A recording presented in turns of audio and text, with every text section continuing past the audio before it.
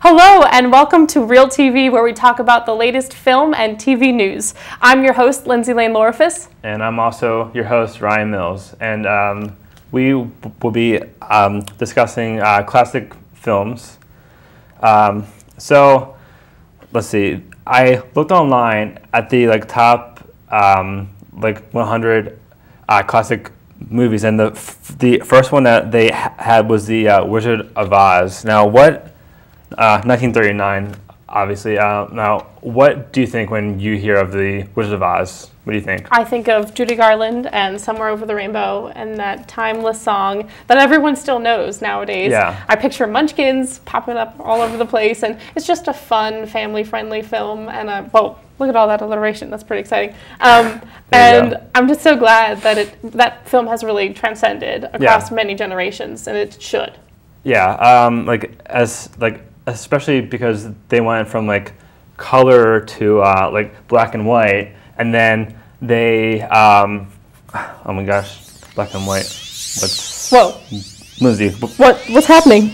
All right, well now we're in black and white. Okay, so that's weird. But anyways, moving on. Crazy.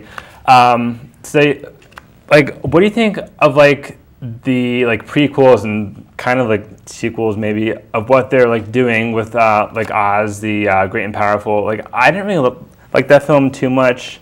I felt like the CGI was really overdone. Mm-hmm. I tried to watch it twice and I fell asleep at the same spot each time. I was like, wow, okay, this is just not meant to be. I was really not into it. I don't know. I just wasn't feeling the movie magic there. So yeah, thumbs down for me. Yeah, I don't know. I mean, exactly. Maybe in the future they'll figure something else out, which I don't think they need to do, but always a classic. Mm-hmm. So Citizen Kane was number 2, 1941.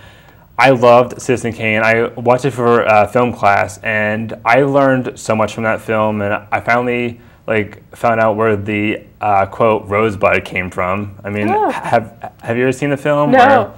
Well, it's based on William Randolph Hearst, who was in the newspaper industry, and it goes through his life story essentially.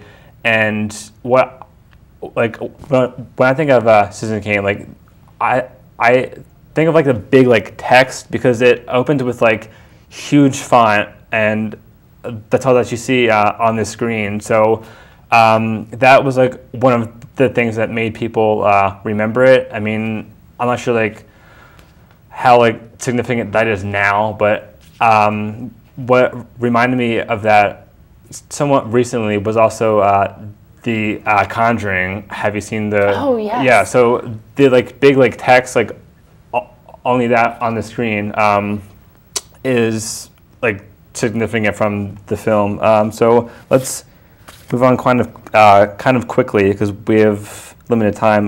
The Third Man in 1949 was number 3. I've never seen it. I know. Metropolis, 1927, great film. All About Eve, 1950, was number 5. Grand Illusion was number 6 in 1937. Modern Times, Charlie Chaplin film, silent film. Interesting fact about Charlie Chaplin: he is huge in the Czech Republic. Really? And it's just interesting to see how certain people who, he was impactful in America, of course, right, but how he has really become this figure for them over there, that they make marionettes of him, and just the fact that he stands for Smiling was a song that he sang, and they just really appreciate his message, that he was really into just making people be happy, and I think that's just a neat thing. I did not know that. Yeah. Fun fact. Yeah, fun fact. Number 8 was Laura, 1944. I've actually never seen that one either.